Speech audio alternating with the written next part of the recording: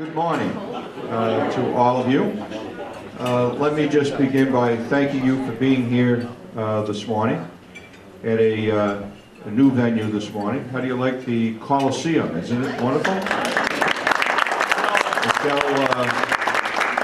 Michelle and Elio have done a wonderful job here investing in this this room here, which will give some additional options to many citizens in the region in terms of another space that they can take advantage of to have functions here in the city of Taunton. So I want to thank them for allowing us to use the facility this morning, and also all of you for being here to listen to our guest speaker. As you all know, this Business and Economic Advisory Council that we put together a number of years ago now, we've had some tremendous opportunities to hear some cutting-edge speakers, some political leaders and business leaders here in Massachusetts, and we have a good set of speakers that are getting lined up for this upcoming year. So you will be hearing more from me about that. But I wanted to have our state treasurer, who has been doing an outstanding job as the treasurer of the Commonwealth of Massachusetts. He has been in southeastern Massachusetts, oh, can't tell you how many times, you know, literally dozens upon dozens and dozens of times in southeastern Massachusetts. As a matter of fact, he was here last evening at the Seed Corporation annual meeting in Westport, and he has been very, very active. I have known him for so many years now, going back to, I guess, the mid-'80s or so, in following his work not only in the private sector but the public sector, watching him and working with him as chair of the Massachusetts Democratic Party, and then later on moving on and becoming the chair of the National Party. As you will hear from him, he has been an extraordinary business leader in his own right, running and operating a family business for a number of years. So those of you that are in business, he understands fully from a personal perspective what it's like to try to make that payroll, work with you know, all of the challenges that are placed on businesses in this economic challenging time to try to make ends meet. In his role as treasurer, he has been hands-on. He has been out there all across the state, visiting schools, working with legislators, working with business leaders, small businesses, banks, to try to do what the Treasurer's Office can do to leverage the resources that are out there to help create jobs in our Commonwealth. So it gives me a tremendous pleasure this morning to introduce the Commonwealth's State Treasurer and my friend, Stephen Grossman. Mark and I got to know each other back in the late 80s, and as many of you know, in my role as chairman of the Democratic National Committee, I had gotten to know Bill Clinton many, many years earlier, back in the 80s.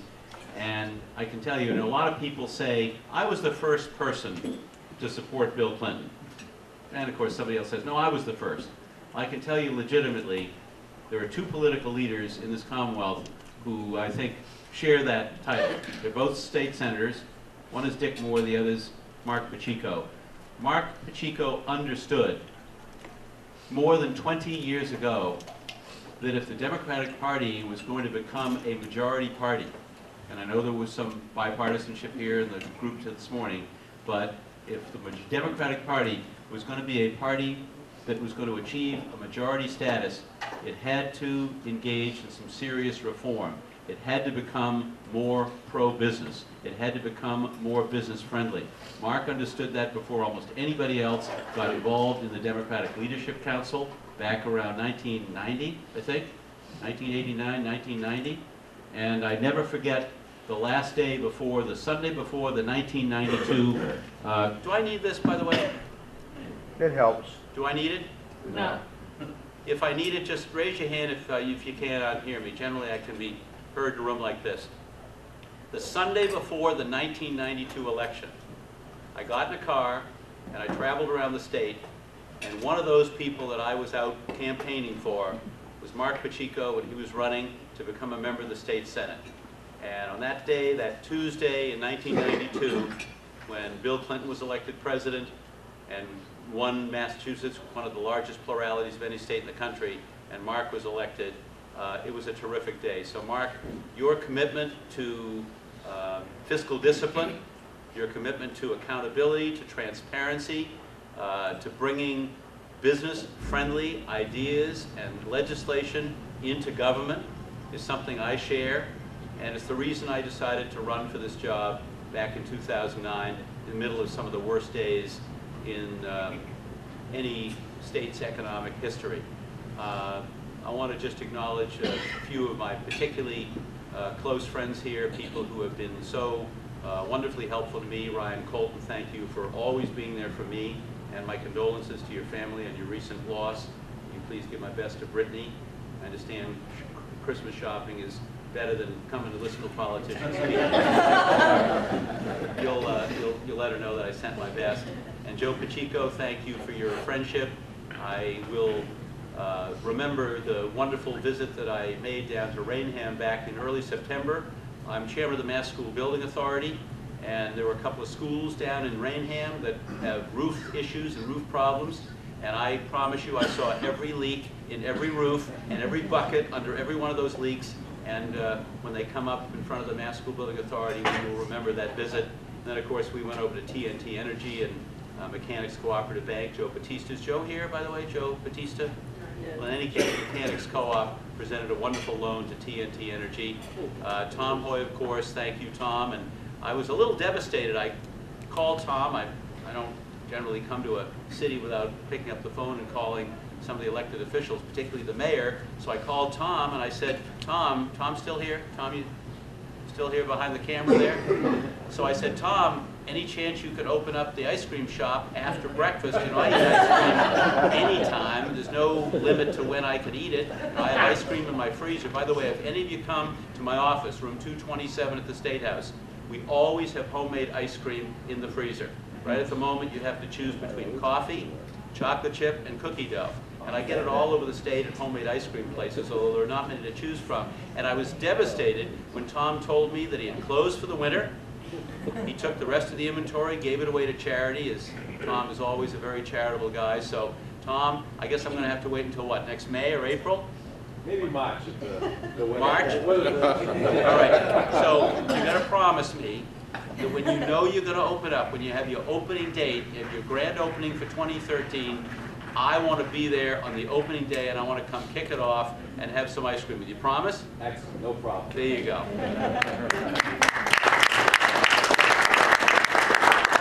And I want to also acknowledge, I saw her last night. Where's Mary Waldron? So Mary, I think everybody knows Mary. Mary's on the board of SEED, does a wonderful job in Brockton. I think most of you knew her husband. You know, we saw his untimely passing last winter, but I'm delighted that their daughter Casey is doing so well in her freshman year at Suffolk. And you're a glutton for punishment to see me last night at 9 o'clock and come back this morning. I promise you I don't have that much more to say, Mary, but thank you for being here. What I'd like to do this morning is to make a few comments about where the state is, and specifically where some of our small business initiatives are, and then I really want to open it up to you. Because my father once said to me, Steve, you were born with one mouth and two ears. Use them in that proportion. Be a better listener than talker. When I've got a group of small business owners and others who are intimately involved in the small business sector of the economy, I want to know what you think. I want to know what things we can do. When I started to run for this job in July of 2009, worst economic times in 75 years, credit was frozen. I don't think I have to give anybody here a lecture on what happened to credit and how small businesses just couldn't find a loan from the biggest banks on the planet. Who stepped in? Small banks, local banks, regional banks, community banks, credit unions. Mass Bankers Association did a study of what happened to credit in Massachusetts in 2008 and 2009. The biggest banks in America cut their lending by $1 billion. They had loan problems, they had real estate problems, they had survival problems, and it was the small local community regional banks that stepped in along with credit unions and put $1 billion into the Massachusetts economy. I don't know where the small business sector of the economy would be, but for those small local community banks. And when I became treasurer, what did I find? I asked, where is our money? Where are our reserve deposits? What did I find? 60% of our money, if you can believe it, I couldn't believe it when I heard this. I had it repeated. 60% of our money was sitting in banks in Europe, Australia, and Asia. Something wrong with that picture? Fundamental principle, Massachusetts taxpayers' money, our money, should be deposited in Massachusetts banks and financial institutions to be loaned to creditworthy small businesses to create jobs right here. And that's the fundamental principle. I said, well, how can we make that happen? Answer, the Small Business Banking Partnership. So we created a program.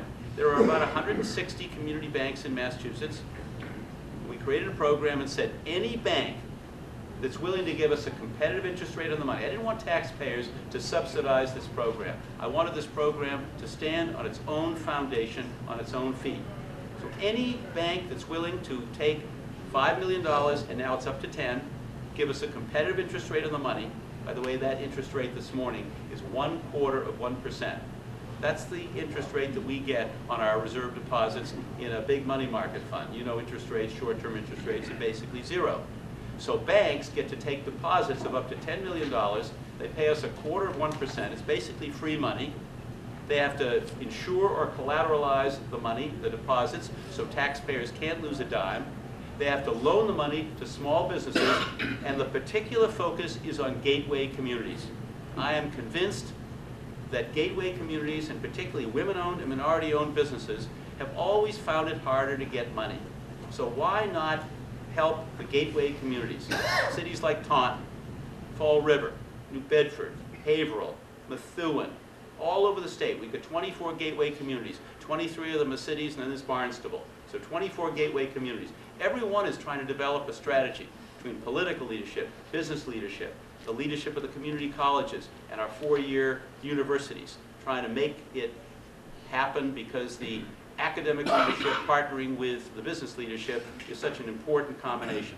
So we focused on gateway communities, and we basically then require all these banks to post on a public website every 90 days how many new loans they've generated and how many dollars they've put into the marketplace. So what's happened? In a little over a year, we have deposited $278 million in 50 banks. Those $278 million and those 50 banks have created over 3,200 new loans with a value of just shy of $500 million. And while we don't claim credit for every one of those loans, because obviously banks have an ability to get deposits from other people, there's no question that this has been a catalyst. It's a common sense idea. And really, I developed this idea because our own business grew. From the time I came into the business, I came out of the Army Reserves in 1969, went into our family business. It was a little business at that time, and I wanted to grow the business. And I loved being in business with my father, and over the intervening 36 years in which I was CEO of the company, we grew the business eightfold. You don't grow a business eightfold without what? Without a financial institution to lend you money for inventory, for expanding a warehouse, for all the various things that business people need capital for. We had a bank, and that bank was helpful to us. Without a bank, we never would have grown. So I understood common sense principles in business are that you meet a payroll, you manage money wisely, you borrow money, You pay it back on time because you know if you pay it back on time, the bank's going to increase your line of credit little by little by little. They increased our line of credit.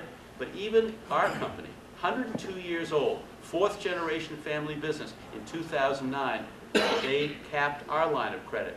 They said things are tight and your line of credit has been capped. 102 years, fourth generation family business. So I thought the state could play an important role as a partner in all of this to provide capital and to provide money to local banks. I was sick and tired of seeing that money going overseas. That helps nobody in Massachusetts. It needs to stay right here.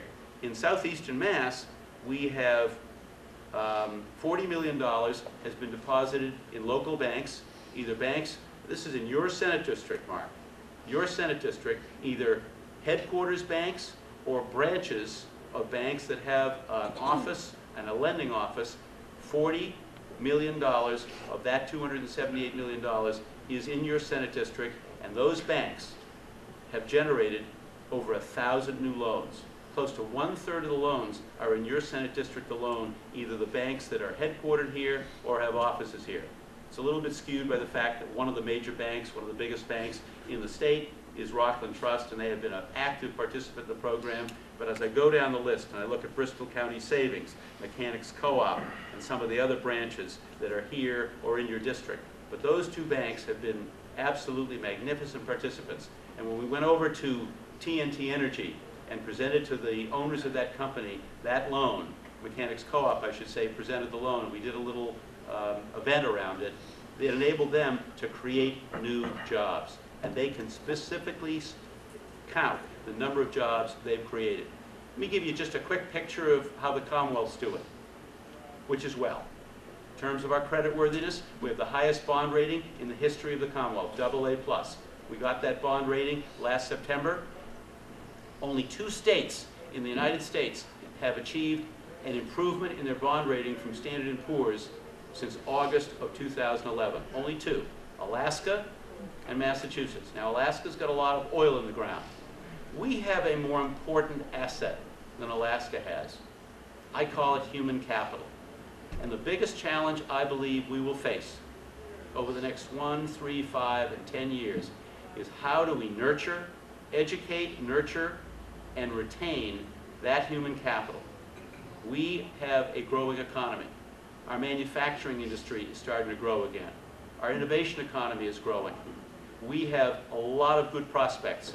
You talk to Charlie Wall, you talk to the leaders of the community colleges, the 3 community colleges, UMass Dartmouth, and Bridgewater State University. You talk to those 5 colleges and universities, and they will tell you that collectively in the 29 colleges and universities in Massachusetts, we have over 200,000 students. Almost 80% of those students will stay in Massachusetts after they graduate.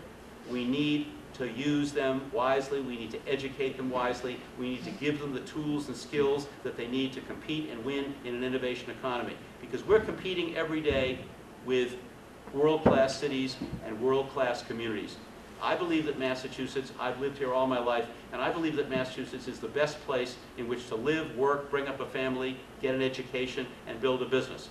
But I want our young people to feel that there's a future for them where they went to school, where they grew up, where they work, and every one of those gateway communities. And that's why we can't leave any one of our gateway communities behind for the biggest crisis we will face over the next 25 years, which is transportation and infrastructure. If we can't get this right, we will never make it to appeal to the business community to invest here, and I'm talking about all over the Commonwealth. Now, I understand that every political leader and every politician, aspiring and otherwise, has come to southeastern Massachusetts over the past 10, 15, 20, 25 years and has talked about transportation and infrastructure and commuter rail. And if each one of you had a $10 bill for every politician that's ever made a promise that they didn't keep on commuter rail service, you'd all be wealthy. But I have a plan that will actually put the money to work and actually fund transportation infrastructure. And I call it Main Street Fairness. Why do I call it Main Street Fairness? Because there are 500,000 jobs in the retail sector of our economy. It's the biggest single sector of our economy. And raise your hand if you're in the retail sector of the economy. Raise your hand. Those in the retail sector of the economy know very well that they are living and operating on an unlevel playing field every time they sell a product with internet companies that are able to sell a product online. You know, you go into Pacheco Jewelers and you see a bracelet, and the bracelet's $300. And then you say, well, I'm going to go online and see if I can find the same bracelet online. And you go on Amazon and you find the bracelet, and they're offering free shipping because it's the holiday season. And you say, you know, I can save 6.25% by buying on Amazon. Well, 6.25 times $300 is almost a $20 bill. That's a big deal. And a lot of people say, I'm going to buy it online. It's cheaper, and I'm going to do it. So Pacheco Jewelers loses a sale because we don't have a level playing field. And every retailer in Massachusetts has that challenge. So let's level the playing field. Let's convince Congress, and there's more bipartisanship around a bill, which is out of the United States Senate, to basically say internet companies must collect the internet taxes or the sales taxes on retail sales within states when they don't have a place of business in those states, and they need to remit those dollars back to the state. In one fell swoop, Pacheco Jewelers is on a level playing field. That doesn't mean somebody's not going to buy on Amazon, but let's not give them a reason to stay away from downtown Taunton and buy the product at Pacheco Jewelers. And I use that as just one example. What are the dollars and cents, and why do I say we have a solution, or at least a partial solution, for the transportation challenge? Because we lost last year $387 million in internet sales taxes that weren't collected by Amazon and a lot of other big internet retailers that are exempt from collecting sales tax. This law was passed. It wasn't even a law. It was a Supreme Court ruling all the way back in 1992. But Republicans and Democrats alike are now agreed. Chris Christie, the governor of New Jersey, signed on a few months ago. The Republican governor of Tennessee signed on. Lamar Alexander, Republican senator of Tennessee, is on board. Mike Enzi, Republican senator of Wyoming, along with Dick Durbin, the Democratic senator, #2 senator in the United States Senate. They're all agreed. $23 billion of sales taxes nationally, $387 million here, and guess what? By 2020, that $387 million will grow to $783 million, almost $800 million of sales taxes on internet products which we can collect. I believe we should take, and I wrote an editorial in the Boston Globe about this a few months ago, I believe we should take that money and invest it all in transportation and infrastructure. If you do the numbers, and you add up over the next 25 years, which is this 25-year problem of $1 billion plus a year of transportation infrastructure investment that we need to make, it will free up something north of $6 billion in transportation. Some people think that number could grow as high as $10 billion. So I say we will never realize our full potential in this Commonwealth of Massachusetts, this Commonwealth which we love so much, this Commonwealth that is 5th fastest in the country in terms of job creation. Over the past 3 years, we've created almost 80,000 jobs since January of 2010. We'll never realize our full potential unless we weave together and knit together the entire Commonwealth by 21st century commuter rail, public transportation, and infrastructure. We have a source of money to pay for it, and I would ask you, Mark, to think about, and I understand there'll be many other demands on that money. Higher education will want some of that money, and I understand Charlie Wall will come to you and he'll say, Mark, we are getting less money than we got in 2002, and we need some... twice this morning. What's that? Twice this morning. That's before he got his first blueberry muffin. But I ask you to think about, Mark, you and your colleagues, what is the biggest crisis we face in this Commonwealth? I submit to you that that biggest crisis is transportation and infrastructure.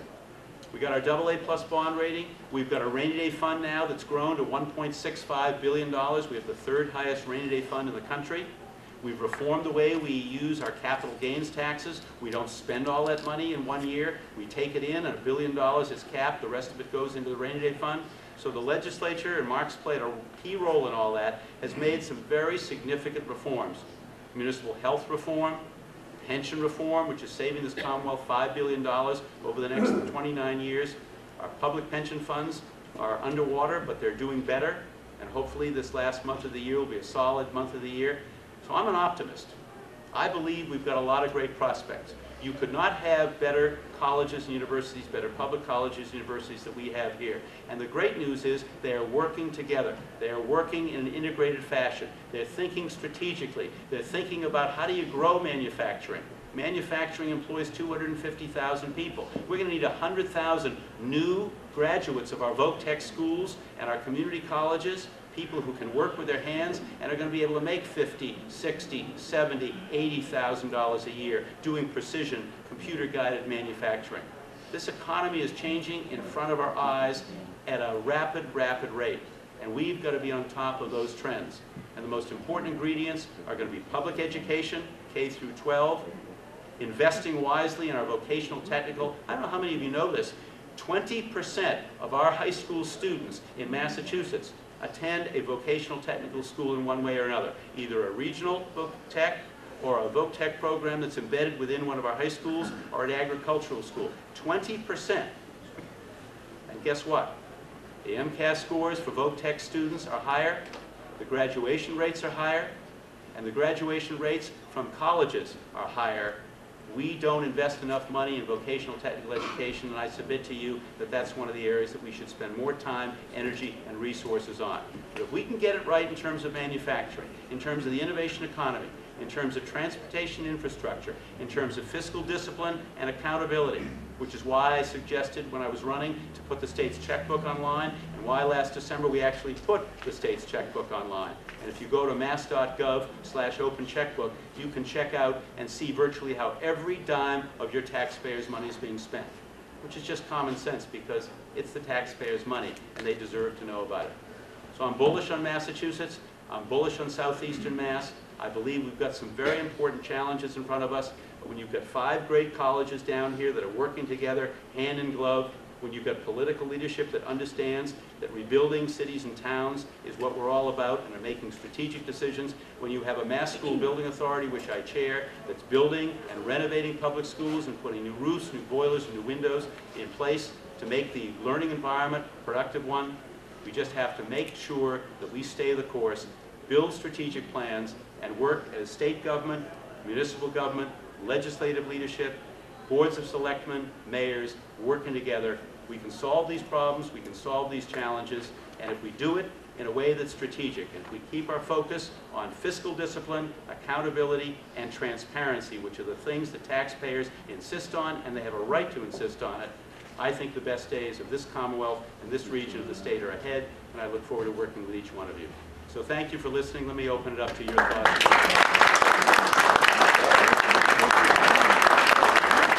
Two of the bigger concerns that we have from a payroll perspective would be the unemployment taxes and workers' compensation. Unemployment tax, we pay 14% of the first $14,000 that every employee makes. It's discouraging to want to go out and hire employees, like in the third quarter, because you're going to have to pay those taxes in the fourth quarter. Is there any consideration to remodeling, I'll use that word because it's kind of near and dear to our heart, the unemployment portion of our government? It feels like we're penalized for hiring people. There's the reward, and there is a very small reward when you hire someone that has been on unemployment, but it's not enough to I guess, be encouraging, because you're discouraged to hire late in the year, especially because of those taxes.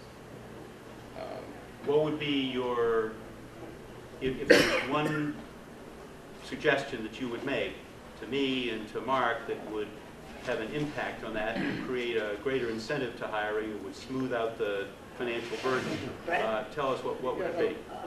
For those people that are hiring people and do keep people regularly employed, there should be some sort of a credit, a bigger credit that's more substantial that can offset that. I mean, it's just a huge dollar amount to be hit with every quarter. You know, we specifically did not hire anybody in the fourth quarter just so we don't have to pay those taxes in the first quarter, which is January, February, March, which in our industry is the slowest time of the year. And that's, you know, we certainly had the need to hire people, but didn't, and that was one of the driving forces. So Mark, what you're hearing, what we're hearing is a disincentive to hiring because of the way in which we handle these. You, I think, have worked on these issues a lot over the last 20 years in the Senate, and before that when you were in the legislature as a state representative. You have a thought about this in terms of... Well, the unemployment insurance system is something that is the safety net for people when they do find themselves out of work. And so obviously we need to have that safety net maintained. How we finance it and structure it is very important. Over the last couple of years, we have done some reforms to the system. It has been a challenge because, in particular, in some of the sectors, whether it's you know, the construction trades, in some of the areas, in areas like in Andrew's you know, shop over you know, with brick manufacturing, you know, that type of thing, and then he has a large, say, layoff, and then you know that's going to impact the rate structure in terms of what his cost is going to be now in terms of unemployment insurance. I actually, question couldn't be more timely for me, because I have been looking at what a couple of other countries in the world do. I forgot which public program it was on. I don't know if it was 60 Minutes or they're getting credit for it today, I guess. I can't remember which one it was. But they did a story on this, on the whole system, the unemployment system, and the cost to the government and the cost to businesses, and how should we best you know, try to keep those costs in both sectors down. And it was talking about a system to subsidize, you know, so the government comes in and pays a piece, but it's the difference between somebody that would have, you know, maybe you don't need anybody, maybe you don't need somebody full-time, so you can't keep them on, but you would have them stay on part-time if you could get the balance, you know, funded for that sector. And so actually in the Netherlands and in Germany, they have you know, a program like this, and it's supported by business and labor. So that's very, very important to try to come up with something that's going to be politically viable to get done at the end of the day. So I am looking at, you know, the details around that and trying to understand it more fully, and to try to sit down with some of my business friends and some of my labor friends and see if we could come up with, you know, another strategy here. Let me make a very specific suggestion. I speak to and have very strong relationships with chambers of commerce all over the state. When I was in business, I was a member of 2 chambers, and I think chambers do an extraordinary job of advocacy and of changing public policy. For example, since 1996, there was a law in Massachusetts that did not allow, if you can believe it, that did not allow small businesses to come together and do group purchasing of health insurance. So for example, if you were a member of the Taunton Chamber, the Taunton Chamber has how many members? About 450. 450 members. So if a quarter of those members decided that they wanted to join together and do group buying of insurance, and you put together a group of 800 to 1,000 people in that group, you would obviously get more competitive or lower health insurance rates for that group than you would get if you were a small business employing 6 or 8 or 10 people. That was prohibited from 1996 until the Senate played a leadership role in their economic development package 2 years ago and put together a pilot program to allow the retail sector and chambers of commerce. Chambers led that effort. And so it's not just advocacy, it's actually getting public policy change. So what I'd suggest, let me give you my card.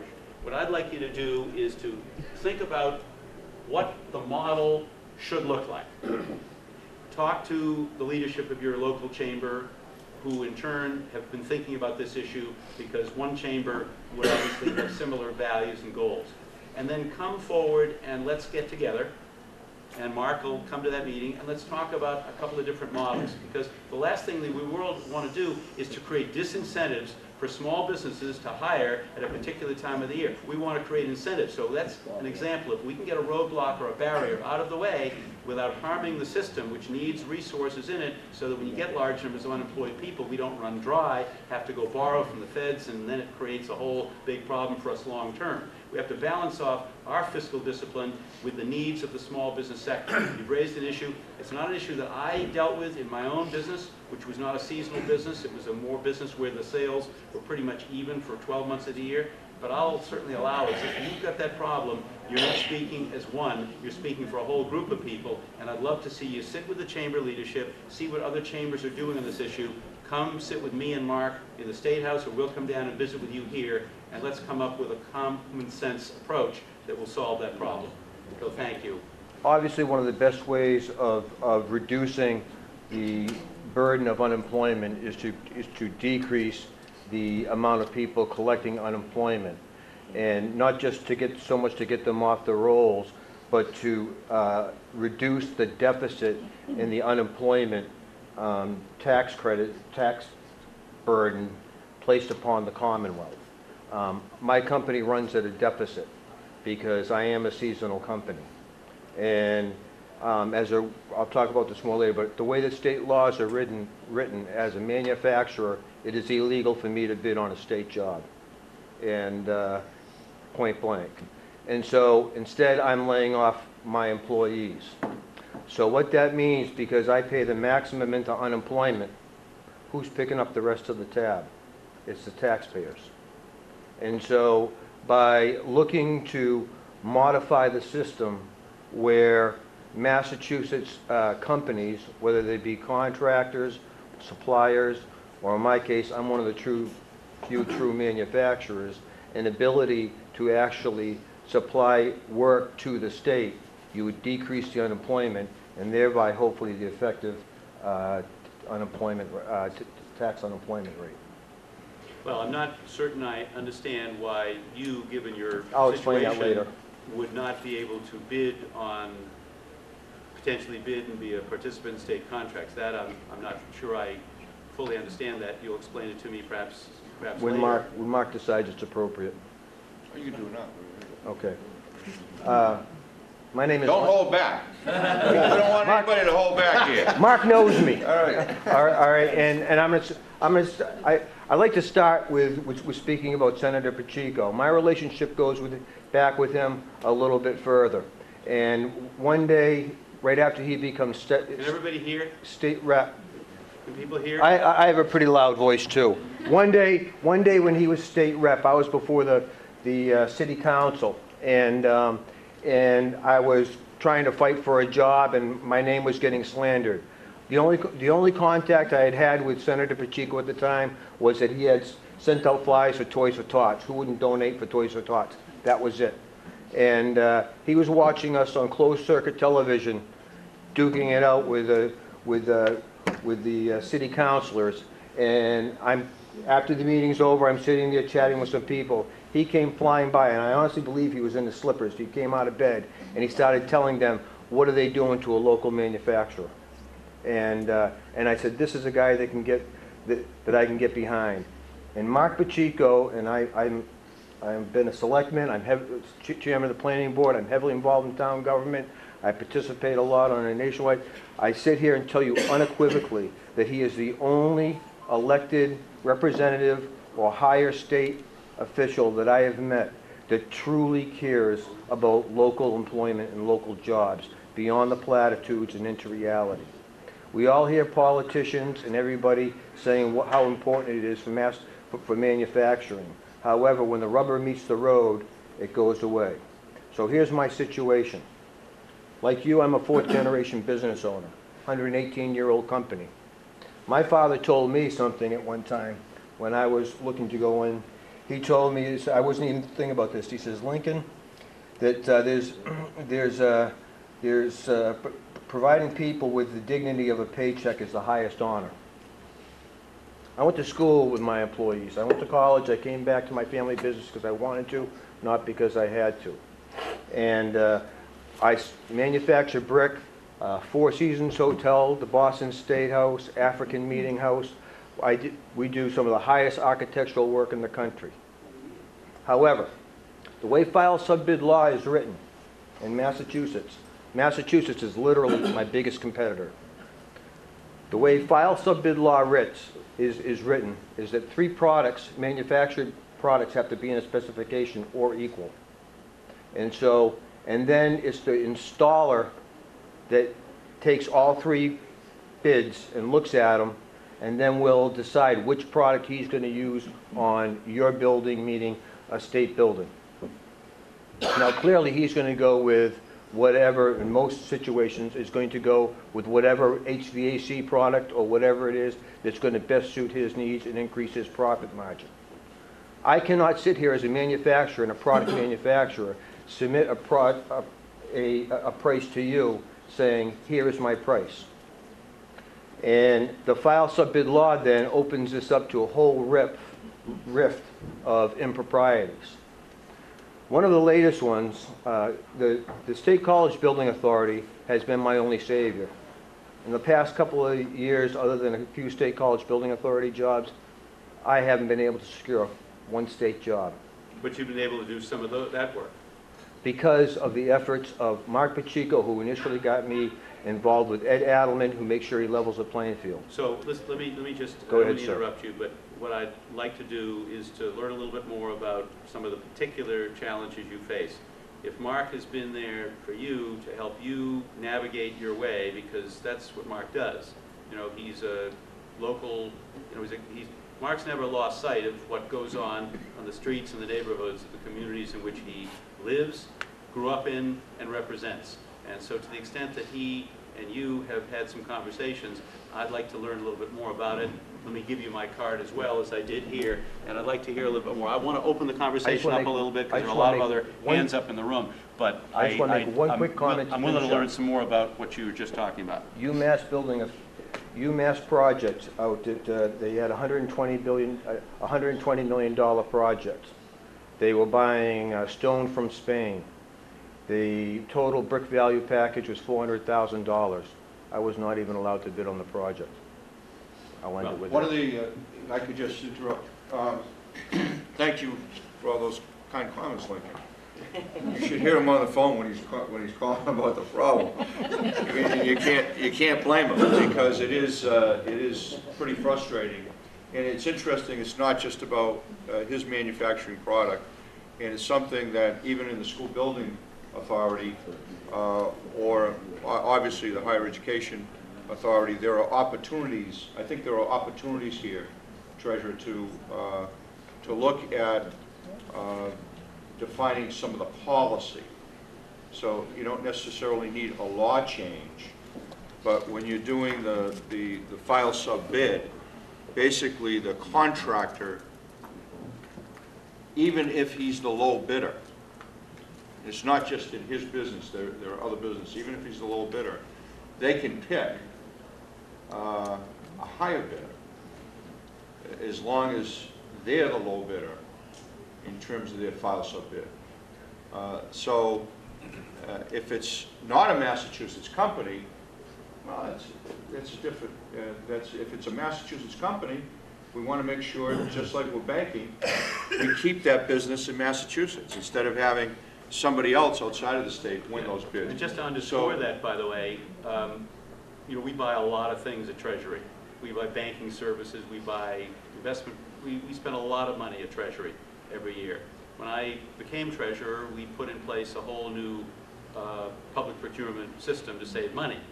And one of the things we did for the first time ever, it wasn't this way before I became treasurer, is we award a certain number of points on every bid for made in Massachusetts. Right. And it's made the difference in a series of bids, not every bid, because sometimes the price will dictate where we buy, and it should, you know, low bidder or the lowest responsible bidder. But we do award points for made in Massachusetts, and that's something I think is absolutely critical. Mark?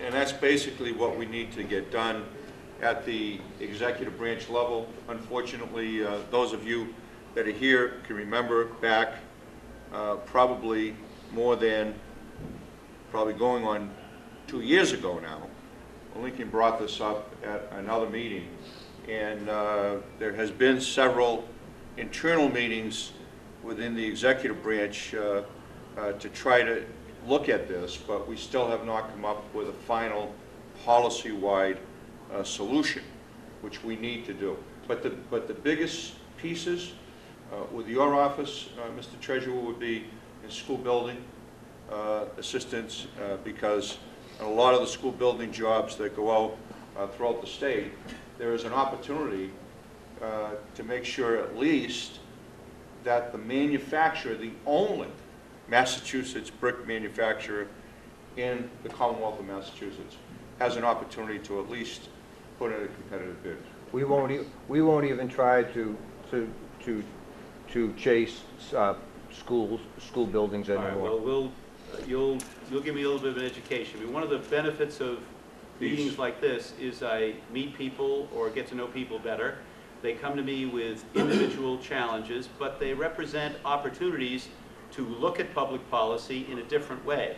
I'm a big believer that you've got to be willing to change the way you do business, and if we can keep more business here in Massachusetts, same way as we brought money back to the local banks, which are now lending money and helping small businesses, and if you're manufacturing bricks here and there's some roadblock or barrier that can be removed appropriately, and I don't know the details, so I can't say more than that, then I'm happy to work with Mark to try to make that happen. That's just common sense. Has a huge How many people do you multiplier employ?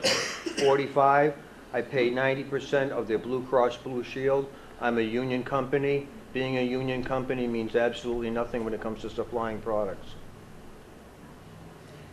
Well, thank you for the education, and thank you for what Thank you've you. done for the last 118 years, and see if we can look at that policy, Mark and I and others, and see if we can learn a little bit more with your help to do that. Thank you. Other thoughts? Public education, questions? higher education, vocational technical Charlie? education? Dr. Wall? I appreciate your comments, Treasurer, about the way higher ed is working together, and I believe we are more than ever before. Listen, one particularly with the business community and the chambers and others represented here this morning, soon after the first of the year, the Connect organization is going to have a method of accessing internships and interns at our colleges, universities, make it easier, basically one-stop shopping, a portal that gets you to each individual institution and collectively the institutions to get interns. So if you will, to use an old phrase, stay tuned. We'll be rolling that out, but we're all doing more with trying to place our students with you in the workplace. All of us are doing more with that. All of us are doing more with experiential learning in all its forms. Massasoit, for example, just got a grant from the Department of Higher Ed to set up a center, a coordinated center for experiential learning that involves on-the-job, also involves service learning, also involves publicizing more our, getting credit for prior training and experiences. So just wanted to make everyone aware of that, Mr. Charlie, Treasurer. I am so glad you talked about that, because if you think about the best models, probably the best model that's ever been created in higher education in the world is what Northeastern's been doing for the last 100 years around co-op education, internships and cooperative programs. And you don't have to all do it the same way. It's not a cookie cutter. Everybody doesn't operate in the same way. There's a reason why Northeastern had 45,000 applicants last year, and they have become one of the most selective universities in the United States. They reject 15 out of every 16 applicants. Well, public colleges and universities, community colleges, don't reject applicants, but the same principle that Charlie just laid out is absolutely critical. If you're an employer and you're thinking about, what do I want? Whom do I need? What's the talent that I need to help me grow my company? Well, of course you care about what the student learned in the classroom, but you're much more interested in that student or that potential employee's ability to communicate, to solve problems, to work in a team environment, to be entrepreneurial, innovative, imaginative, to be a problem solver, to be a thought leader. And you don't learn that, with all due respect, exclusively in a classroom. You learn it by coming to work in a company for 3 months or 6 months or longer, and the programs can be tailored to the needs of the student and that student's curriculum and that student's degree program. And if we are thinking in a 21st century way about the qualities that we need our workers to have, whether they're in manufacturing, sales, IT, or any other part or any other discipline, whether it's in instrumentation or health sciences or green tech or clean tech or some of the more prosaic businesses like making bricks and making envelopes, which is what we used to do before we sort of grew into marketing and communications in our family business. So I'm so glad you said that, because that kind of innovation that you just laid out, that kind of, we are reimagining higher education through the prism of the 21st century business environment. And the most important thing the business community can do for higher education, public and private, is to share your thoughts and your needs. The cross-fertilization, and that's why, with all due respect, when there was a proposal made to dramatically overhaul the way community colleges were going to be governed, and how many, any of you, raise your hand if any of you happen to be on the board of any of the public colleges and universities in southeastern Mass. Anybody here on any one of the local boards? Well, you know people who are. Local business leadership sitting on the boards of community colleges. The 3 community colleges in this area, the 1 4-year university, and UMass Dartmouth, member the UMass system. Having local, smart, savvy, thoughtful, innovative business leaders on those boards brings the local leadership and ideas into that boardroom every single month. So I believe that you have to keep the business community intimately involved, and there's nothing that Charlie Wall needs more than that cross-fertilization of ideas. What do you need? How can I do it better? How can I do it more effectively? And that's Charlie, it's Jack Sabrega, and it's a lot of other amazing, amazing leaders of colleges, universities, and chancellors who are thinking about reimagining higher education in a way that serves the needs of a 21st century knowledge-based economy. Just a quick point. You spoke about gateway cities. Mm-hmm. My name is Salvador Pino. I represent the town of Wareham. I'm Director of Community and Economic Development.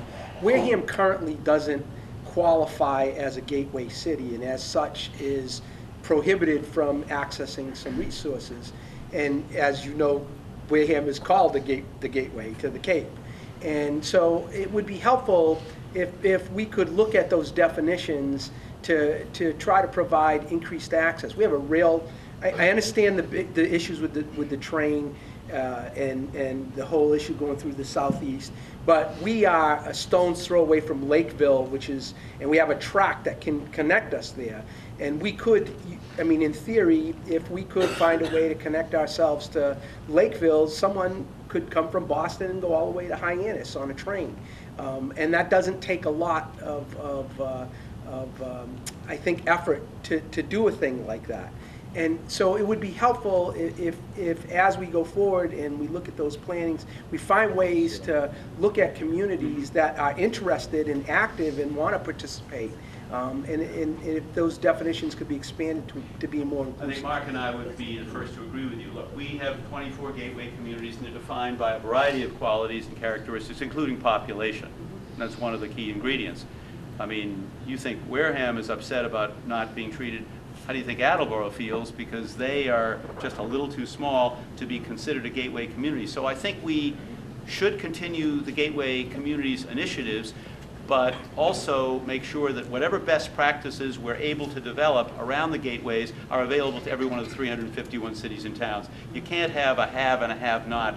I understand why the gateway cities, and I'm part of the Gateway Cities Institute, the new initiative at Mass Inc., but I couldn't agree with you more, and to the extent that you desperately need resources and opportunities to participate in some of those programs, we should find a way to make that happen. So thank you for sensitizing us, because somehow in our definitions we exclude people, and people don't like to be excluded, particularly when the citizens of those communities say, we are just as needy in this area as any other community, and so we shouldn't be excluded just because we happen to be smaller than that community and not included in the definition. So an important point. One of the rail, just to interrupt, the rail piece, Sal, just so you know, that is being worked on now, that link. It goes back to financing, though, what the treasurer was talking about, the finance plan. Because the easiest segment to move forward with is the Middleborough to to Wareham segment. A lot of the, I mean, everything is ready to go in that sector, but we need the financing for it. And that's the same issue with the whole South Coast Rail to, you know, to Bedford and Fall River as well. By the way, corollary to this whole issue of experiential learning, of internships or co-op type of education, is, and this is something I believe deeply, no student in K through 12 education should get out of, should graduate from high school without being financially literate. And we should begin teaching financial education, financial literacy, starting in kindergarten. I mean, for those of us who have children or grandchildren who are 5 years old, if they watch Sesame Street, they're learning how to save money on Sesame Street. It could be 5 cents a week. But the fact is, Sesame Street is sensitizing young people to the value of money and the importance of savings. So some of the banks in Massachusetts are doing an amazing job with Credit for Life. There are some banks that have branches within high schools now. But we created something, the legislature actually created this. We asked for it and they did it. We created something called the Financial Literacy Trust Fund, because government is never going to be able to do it all. Some of this has got to come from the private sector, from the wealthy individuals, from family foundations, from businesses. And so we created a Financial Literacy Trust Fund with 4 goals in mind: to help provide financial education and literacy to K through 12 students, to low and moderate income families, to seniors. Think about all the seniors who thought they were going to retire on a fixed income and were going to make 4 to 5% on their savings. All of a sudden, they're barely making 1%. How do you pay for your food, your rent, your meds on the virtually no income that you're getting from your savings, and you retired either recently or 5, 6, 7, 8, 10 years ago, and your whole business model of how you were going to live a dignified life was based on being healthy and having a certain amount of income to pay. And many, many seniors, some of them are in the room here, and we know many of them are living at the margins or way below that margin because of the fact that interest rates have dropped so precipitously. So seniors, and finally veterans. There are 385,000 veterans. Any veterans in the room? Raise your hand if you happen to be a veteran or happen to have worn the uniform in the country. Thank you for your service. But why are we not providing financial education, financial literacy, and why are we not providing opportunities for veterans coming back from Iraq and now Afghanistan to be able to go into small businesses, to deal with their financial challenges, to deal with the financial challenges that they, their spouses, their kids had when they went off to service for a year?